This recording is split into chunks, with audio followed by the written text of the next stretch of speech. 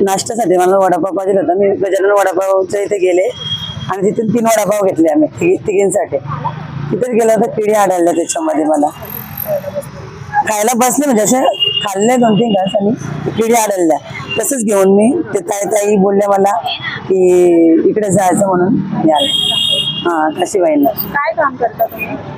काय नाही, घरातच असे. आता दिवाळीचं हे लावलंय मध्ये स्टॉल लावले आम्ही. कांबेरे.